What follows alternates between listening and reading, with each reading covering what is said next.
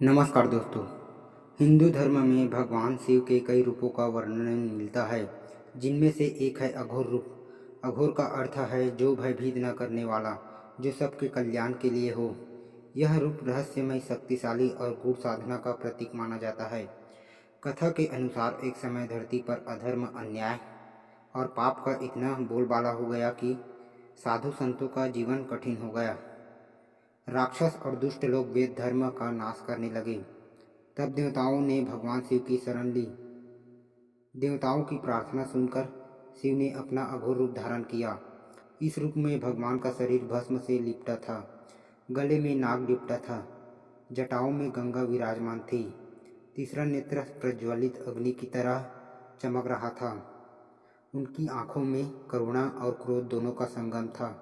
अघोर रूप में शिव किसी से घृणा नहीं करते, न शुद्ध से न अशुद्ध से, न अच्छे से न बुरे से। उनके लिए सब एक समान है। कहते हैं इसी रूप में उन्होंने काशी में अघोरियों को ज्ञान दिया।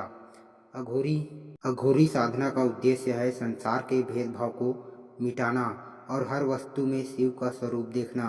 अघोर साधक शमशान में साधना करते हैं, क्योंकि वहाँ जीवन और मृत्यु का सच्चा रहस्य छिपा होता है। एक प्रसिद्ध कथा के अनुसार एक बार एक राक्षस ने त्रिलोक में भय फैला दिया। उसका वध कोई देवता नहीं कर सकता था, क्योंकि उसने वरदान लिया था कि उसे केवल वही मार सकता है जो पवित्र और अपवित्र दोनों में समान भाव रखता हो। तब भगवान शिव अघोर रूप में प्रकट हुए और राक्षस का वध कर संसार में संतुलन स्थापित किया। अघोर रूप हमें यह सिखाता है कि जीवन में भय और घृणा से ऊपर उठकर हर परिस्थिति को समान भाव से स्वीकार करें। मृत्यु भी अंत नहीं, बल्कि एक नई शुरुआत है। जो इस सत्य को समझ लेता है वह वास्तविक स्वतंत्रता को पा लेता है। यही कारण है कि काशी में आज भी अघोर रूप की पूजा होती है और भक्त मानते हैं कि अघोर शिव की कृपा से जीवन के सारे भय और बंधन समाप्त हो जाते हैं।